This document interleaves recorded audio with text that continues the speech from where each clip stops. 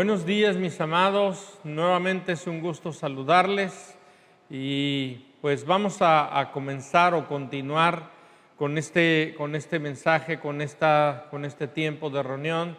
Hemos tenido un tiempo de adoración, hemos tenido un tiempo donde hemos estado presentando nuestros diezmos, nuestras ofrendas, nuestra vida como una ofrenda, y vamos a continuar haciéndolo a través de la palabra de Dios. Así es que vamos a orar para comenzar. Te pido que ahí donde estás tomes un momento para orar y también que estés en un lugar donde no te distraigas. Vamos a orar. Amado Espíritu Santo, gracias por este tiempo. Yo bendigo a cada uno que está escuchando este mensaje en este momento y te pido, amado Señor, que tu presencia inunde la sala, el lugar donde están, Señor, y que venga, Señor, a dar testimonio de esta palabra de vida a los corazones.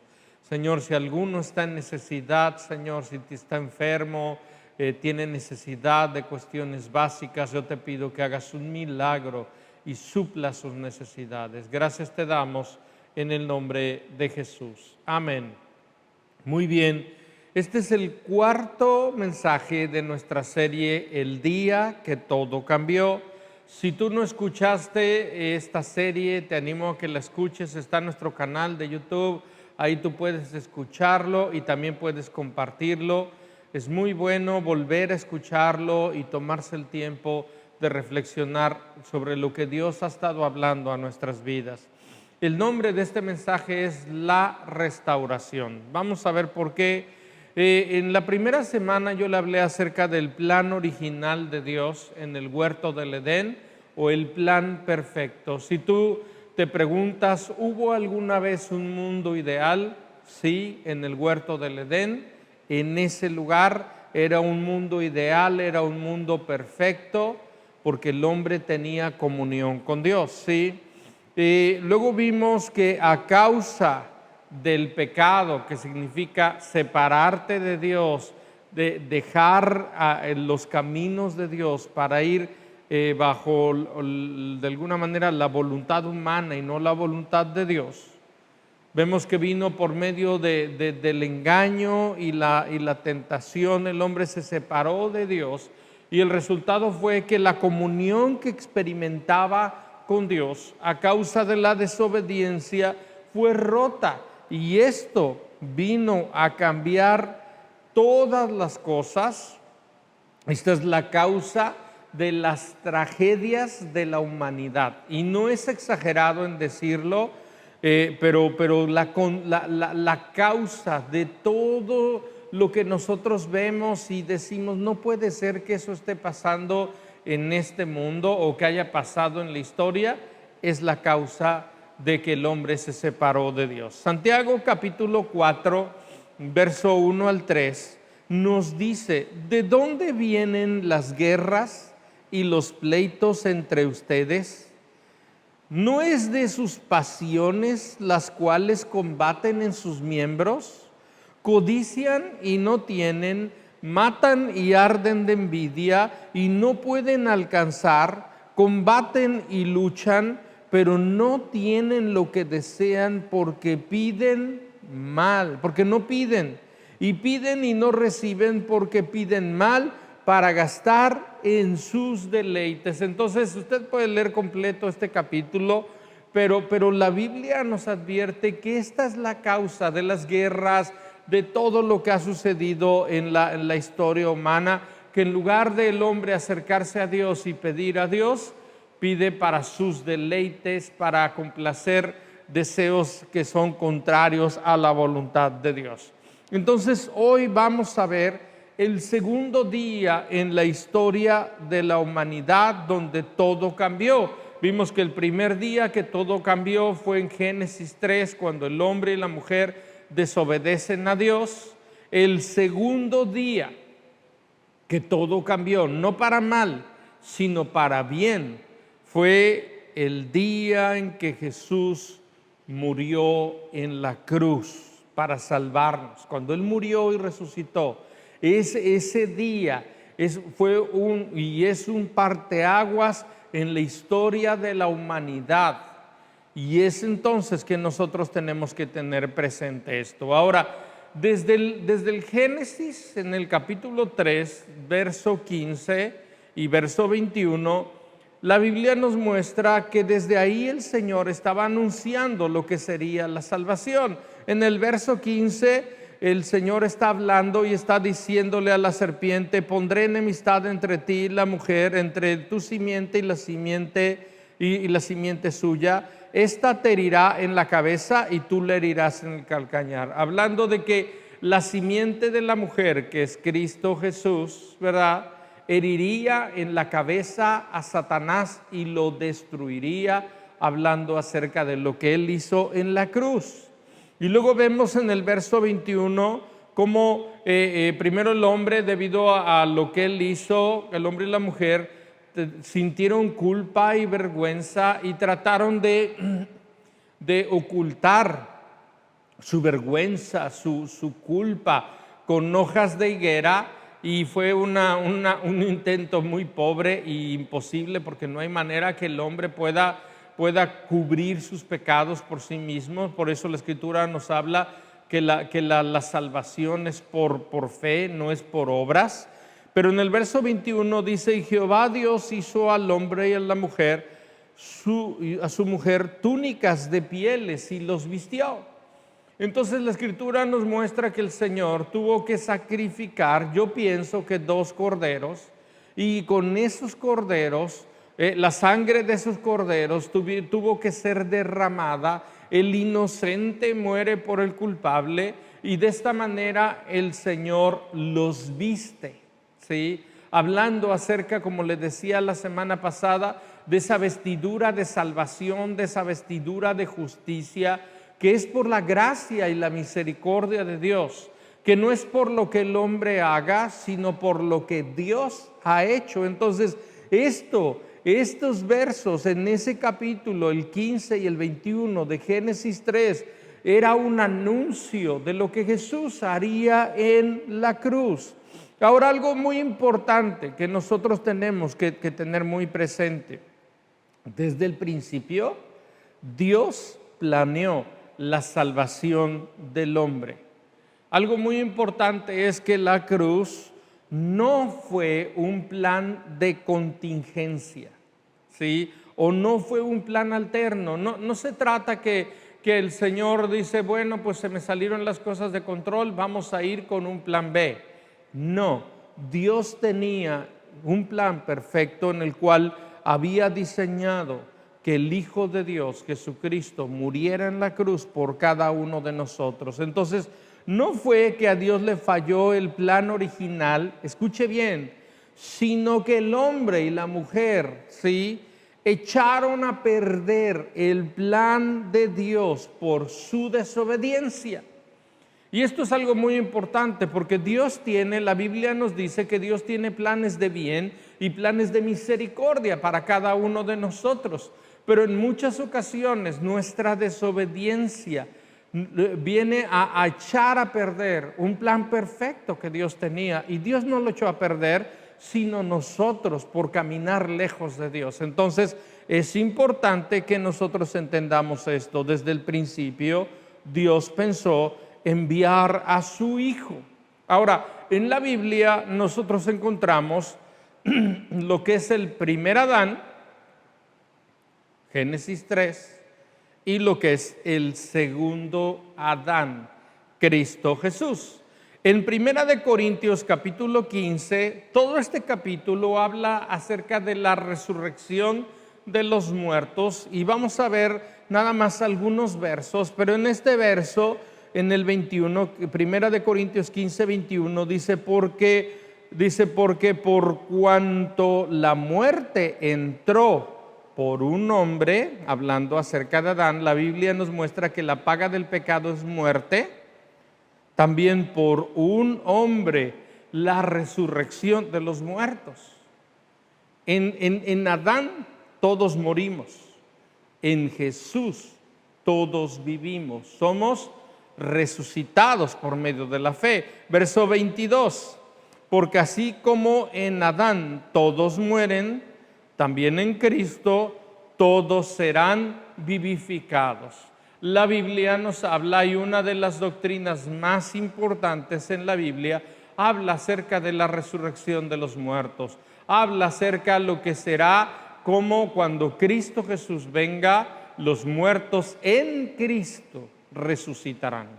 ¿Quiénes? Aquellos que hayan creído en vida en Jesús resucitarán o resucitaremos. Entonces, esto es algo muy importante. Verso 45 de ese mismo capítulo, lea todo el capítulo, dice: así también está escrito: fue hecho el primer hombre, Adán, alma viviente, y el postrer Adán, espíritu viviente. Entonces, en la Biblia encontramos esto: el primer Adán que fue tentado en un huerto, el segundo Adán que fue tentado en un desierto.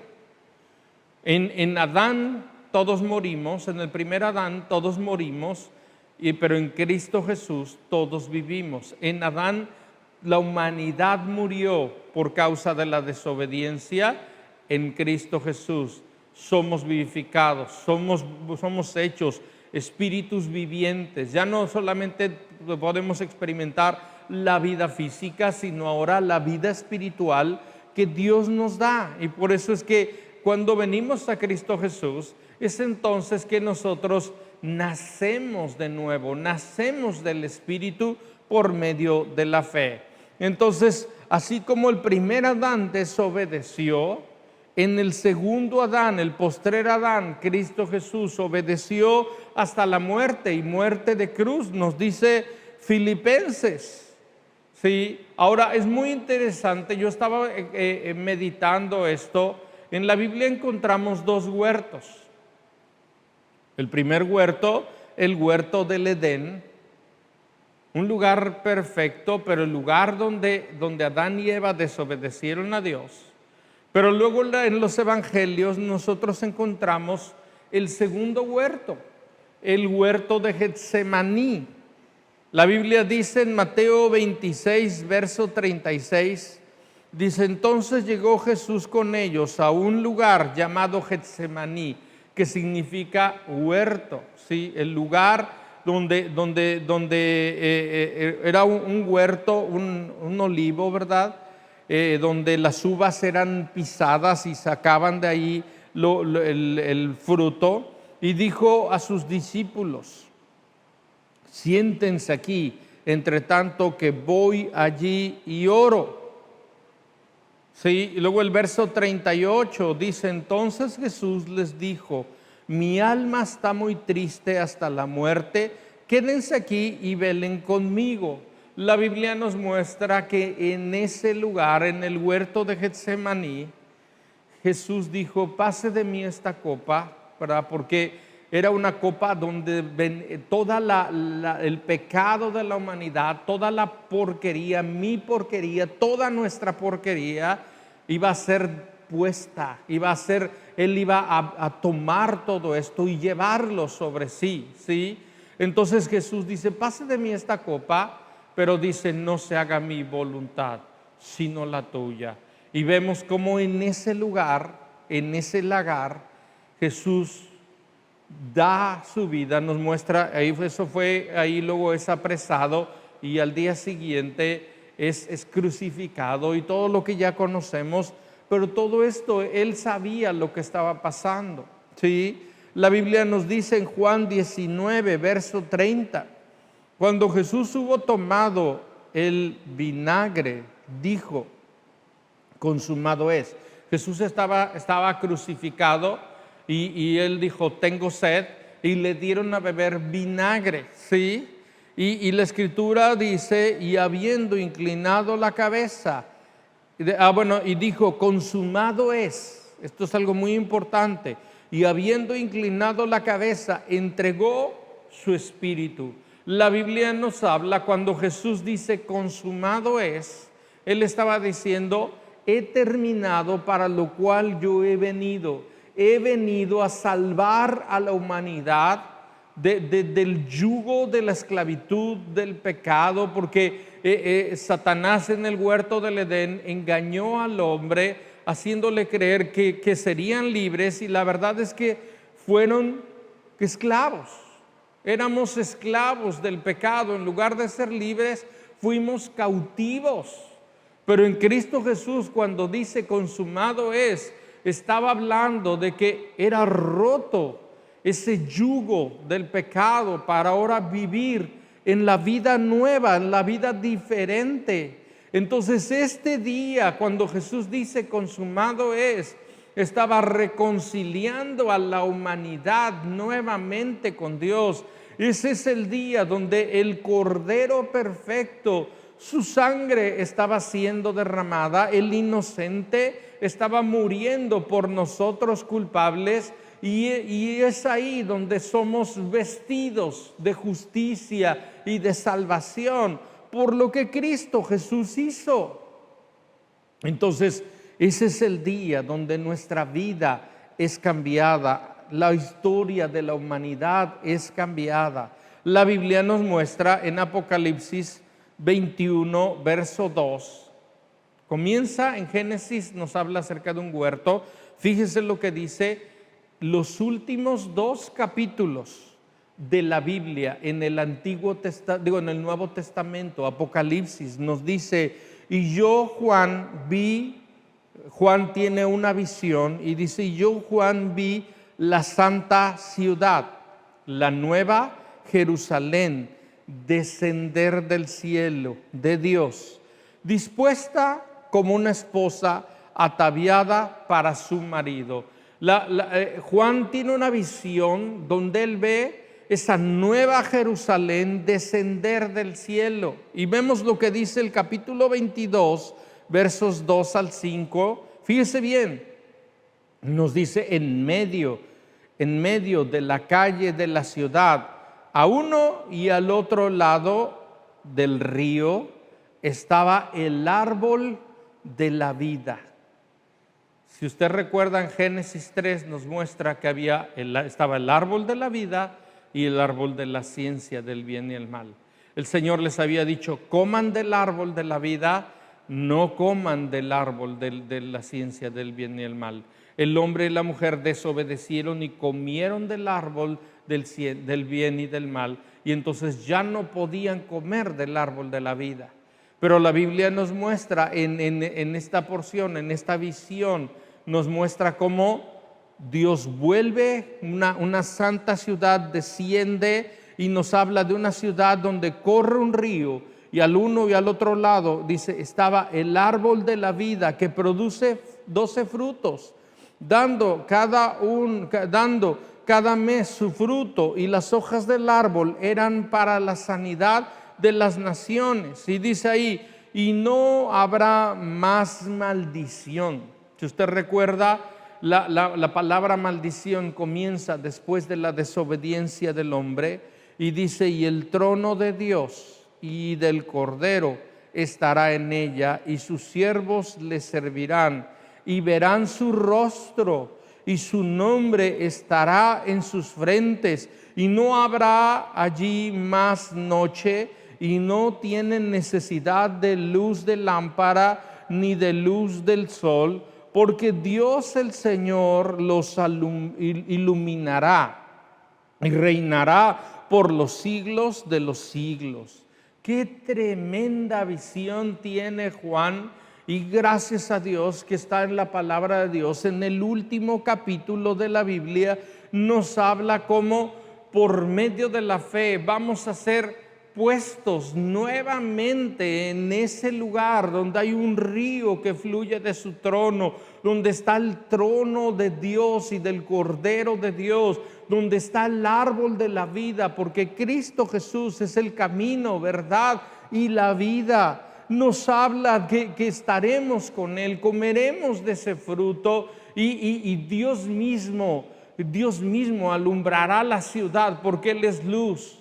La gloria del Señor alumbrará la ciudad. Oh, qué tremendo. Yo anhelo y espero ese día, mi amado. Ahora, algo importante y muy significativo: ¿cómo viene esa restauración a nuestras vidas? Tal vez usted pueda preguntarse y pueda decirse: todo eso está muy bien, pero aquí y ahora mira cómo están las cosas. cada persona, debido a lo que Cristo Jesús hizo, cada persona toma la decisión de venir a Él para salvación. Entonces, ¿cómo viene esa restauración a nuestra vida? ¿Cómo es que volvemos a ese huerto de bendición que Dios planeó? ¿Cómo volvemos a tomar del árbol de la vida? Porque ahora lo que Cristo Jesús es perfecto, pero cada persona, porque esta es una decisión personal, tiene que tomar esa decisión de volverse a Dios, a ese plan perfecto, a ese plan original, ¿sí? Antes no podíamos, éramos cautivos, pero debido a lo que Cristo Jesús hizo, ahora podemos acercarnos, porque Él nos abrió el camino al Padre, ¿sí? La Biblia nos habla cuando Cristo Jesús murió en la cruz, el velo del templo se rasgó, así como su piel fue rasgada. Sí, estaba hablando que lo que impedía que nosotros pudiéramos entrar a la presencia de Dios fue roto y ahora podemos entrar vestidos de esa justicia, vestidos de esa salvación del Hijo de Dios. Entonces, ¿cómo es que podemos hacerlo? La Biblia nos dice en Marcos capítulo 1, verso número 5, son las palabras de Jesús al inicio del libro de Marcos, diciendo, Jesús abre su boca y empieza a decir, el tiempo se ha cumplido y el reino de Dios se ha acercado. Porque Él es el reino. Dice, arrepiéntanse y crean en el Evangelio. Una instrucción tan tremenda. Jesús dice, aquí estoy, el tiempo se ha cumplido. El tiempo de salvación se ha cumplido. Lo que estaba anunciado en Génesis 3, cuando Él habla acerca de cómo la simiente de la mujer vendría, que es Cristo, a aplastar a Satanás, el tiempo había llegado. El tiempo donde seríamos vestidos de esa justicia. Dice, el tiempo ha llegado, el reino de Dios se ha acercado. ¿Sí? Es Dios acercándose al hombre, Cristo Jesús, el Hijo de Dios, acercándose al hombre. Y Jesús dice dos palabras, arrepiéntanse y crean en el Evangelio. Crean en las buenas nuevas que el Señor trae a nuestras vidas. Entonces, número uno, ¿cómo es que volvemos a ese plan perfecto, a ese plan original? ¿Cómo es que volvemos a lo que Dios ha planeado? Número uno, por medio del arrepentimiento, arrepintiéndonos. La palabra arrepentimiento es una palabra que en el griego significa metanoeo, metanoia, ¿sí? Y esta palabra significa pensar diferente. Mucha gente piensa que arrepentirse es solo llorar, derramar lágrimas. No, mi amado. La Biblia habla, cuando habla de arrepentimiento, está hablando de pensar diferente. Porque hemos oído el Evangelio, porque hemos oído las buenas nuevas. Habla acerca de reconsiderar. Como cuando alguien se equivoca y se detiene y dice, ¿qué estoy haciendo? Reconsidera. Y habla de sentir compulsión. La palabra compulsión es como cuando el corazón es atravesado y está hablando de una, voy a llamar la palabra culpa que te lleva a una reforma. Escuche bien, una culpa, no culpabilidad, pero está hablando y de reconocer, soy culpable. ¿Recuerda usted en Génesis 3, después de que el hombre peca, lo que en lugar de reconocer cuando el Señor le pregunta, ¿has comido del árbol que yo te mandé que no comieses? El Señor, Adán le dice, es que la mujer que me diste, la mujer dice, es que la serpiente, en otras palabras, pusieron excusas. Pero en lugar de ello, lo que nosotros tenemos que reconocer, soy culpable. No soy inocente, pero habla de una culpabilidad que te lleva a una reforma, que te lleva a un cambio que tú no lo puedes producir, sino es Dios quien lo produce. Es el efecto. Una de las funciones principales del Espíritu Santo es que nos convence de justicia, de juicio y de pecado. Nos convence de nuestra falta de justicia. Viendo la justicia de Dios, tú dices, soy culpable. Nos convence de que si no nos arrepentimos, hay un juicio que viene y no es broma.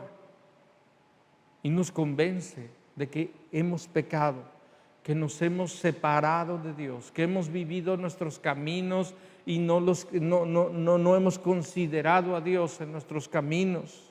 Y habla de una reversión por decisión. Fíjese, reversión por decisión.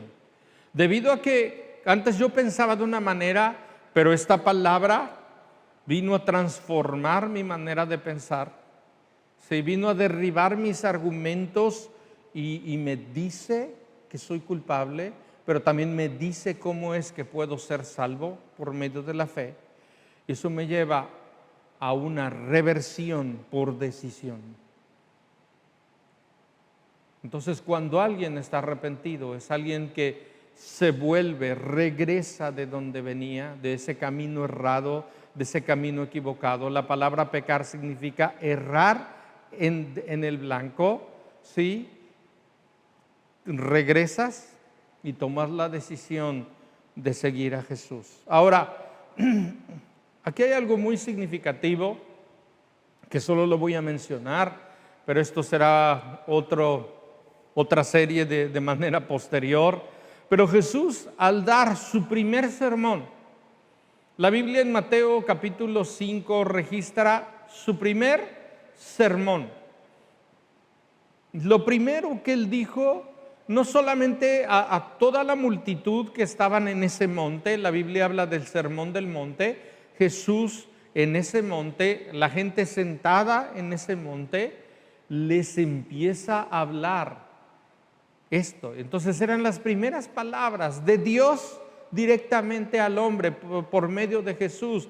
En el Antiguo Testamento vemos profetas que hablaron de parte de Dios, pero aquí era Dios mismo, la verdad hecha carne, el Hijo de Dios encarnado, viniendo y se hizo hombre y nos viene a hablar, a mostrar el Evangelio, a introducirnos al Evangelio.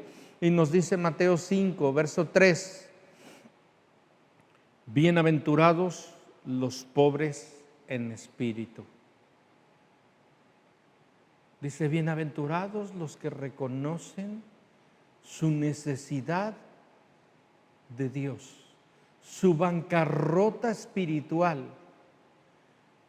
Dice, ellos heredarán el reino de los cielos. Entonces está hablando, dice, bienaventurados los hombres, doblemente bendecidos, felices, los que reconozcan su bancarrota espiritual, su necesidad de Dios.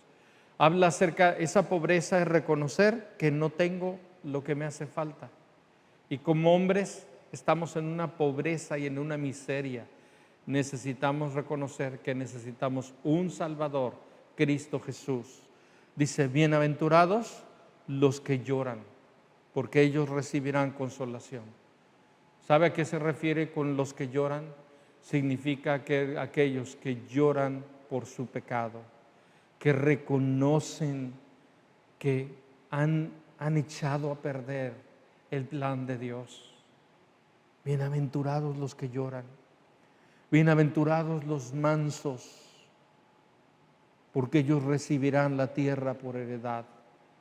Algunas veces hemos estado peleando con Dios, pero cuando en lugar de pelear nos rendimos y le decimos, Señor, no voy a pelear más en mi vida, te necesito. Y termina el verso 6, dice, bienaventurados los que tienen hambre y sed de justicia, porque ellos serán saciados. Bienaventurados aquellos que vuelven a comer del árbol de vida, que es Cristo Jesús. Bienaventurados aquellos que dicen, lo que el mundo me ha dado ha sido un pan seco, mohoso, que me ha causado daño, que me ha enfermado, pero ahora yo tengo hambre y sed de justicia, hambre y sed de Dios. Entonces esto es algo que nosotros tenemos que tener. Entonces por eso es que Jesús Él nos habló esto, para que entendiéramos que entendiéramos nuestra pobreza sin Dios, que lloráramos por nuestros pecados, que dejáramos de pelear con Dios y que reconociéramos nuestra necesidad y hambre de Dios, hambre y sed de justicia. Entonces lo primero es arrepentirnos, lo segundo es creer en Jesús, es creer lo que Jesús hizo en la cruz. Tenemos que creer que por lo que Cristo hizo en la cruz somos perdonados y somos hechos hijos de Dios. El arrepentimiento y la fe están ligados. Yo no puedo creer sin antes arrepentirme. Si realmente me he arrepentido, entonces ahora puedo creer. Y está hablando de una conversión. La Biblia dice en Hechos capítulo 3, verso 19: por tanto, arrepiéntanse y conviértanse, para que sean borrados sus pecados con la sangre del Hijo de Dios, de modo que de la presencia del Señor vengan tiempos de refrigerio. ¡Wow! Dice, arrepiéntanse y conviértanse, para que sus pecados sean quitados y para que pueda venir de la presencia del Señor tiempos de refrigerio. ¿Sabe qué me imagino con tiempos de refrigerio? Me imagino el ser colocados nuevamente en ese huerto donde fluye un río que se divide en 4 brazos del trono de Dios, donde podemos ahora disfrutar de su presencia y tener comunión con Él. Entonces, cuando la Biblia habla de convertirse, está hablando precisamente de ese arrepentimiento, de volverse a Dios, y de alguien que se mantiene en la decisión de estar en ese huerto de bendición. Ya ha estado en el desierto, ya ha estado en ese lugar árido. No quiero más ese lugar árido, yo quiero mantenerme en ese lugar de bendición. Yo decido a partir de hoy comer del árbol de vida todos los días de mi vida. Ya no del árbol de la ciencia del bien y del mal, que solo nos llevó a orgullo y a tratar de pensar, porque el engaño del enemigo fue: serán como Dios, serán abiertos sus ojos, sabrán el bien y el mal. Mire todo el desastre que ha causado. En lugar de eso, ahora mi bien y mi mal está en Dios. Si Dios dice que está bien, está bien. Si Dios dice que está mal, está mal. No hay discusión. Es lo que Dios dice. Y habla de volvernos a la comunión con Él. Convertirse está hablando de volver ahora a mantenerte en esa comunión con Él. Ahora, todo esto no es en nuestra fuerza. El Espíritu Santo, el ayudador, Él nos sostiene. La Biblia habla que Él produce el querer como el hacer por su buena voluntad. Él nos ayuda en esta parte. Vamos a orar, mis amados, y terminar de esta manera. Señor, gracias por este segundo día donde todo cambió. Gracias por ese día donde viniste, Señor, a salvarnos. Gracias por ser ese cordero que tu sangre fue derramada, siendo inocente, muriendo por los culpables que éramos nosotros, dando tu vida en rescate, en salvación por cada uno de nosotros, Señor. Gracias por esa santa ciudad que desciende del cielo, en el cual hay un río y está el árbol de la vida. Vemos y entendemos, Señor, que el plan tuyo es colocarnos en esa nueva Jerusalén, en esa ciudad celestial, Gracias por el último capítulo de la Biblia que habla acerca de esto, donde seremos plenamente restaurados. Mientras tanto, aquí y ahora, por medio de la fe, venimos en arrepentimiento. Venimos diciéndote, Señor, perdónanos. Venimos diciéndote, Señor, perdona. Reconozco mi pobreza espiritual. Reconozco que necesito un Salvador y ese Salvador es Jesús. Señor, lloramos por nuestro pecado. Bienaventurados los que lloran. Lloramos por nuestras maldades y te pedimos perdón, Señor. Perdónanos, Señor. Y decidimos, Señor, comer del árbol de vida. Decidimos mantenernos conectados en una relación estrecha, en una comunión como hijos de Dios. Oh Señor, ayúdanos a ser obedientes a tu palabra. No más la desobediencia, sino la obediencia, Señor. Sabemos que por momentos, Señor, nos equivocamos y desobedecemos, pero tú sabes, Señor, que nuestro anhelo es caminar contigo y nos levantamos nuevamente a caminar contigo. Ahora la desobediencia ya no es la regla, sino la excepción. Y ahora caminamos en una relación estrecha contigo como hijos tuyos. Te amamos y bendecimos en el nombre de Jesús. Amén. Amén. Pues mis amados, te animo a que escuches este mensaje nuevamente, a que lo compartas y escucha la serie completa. Y bueno, también te recuerdo, ya estamos de manera presencial, te animamos a que vengas de manera presencial. Queremos verte y estar juntos, y también te recordamos, ¿sí?, que honremos al Señor con nuestros diezmos y ofrendas. Sí, ahora tenemos que entender que nosotros mismos somos la ofrenda. Yo soy la misma ofrenda, y lo que tengo y lo que soy ahora lo rindo a Él, y la Biblia nos habla de honrarle con diezmos y ofrendas. En el video aparece la descripción. Te animo a que lo hagas y que de esta manera podamos continuar haciendo la obra de Dios. Que Dios les bendiga, les enviamos un fuerte abrazo. Nos vemos pronto. Buena tarde.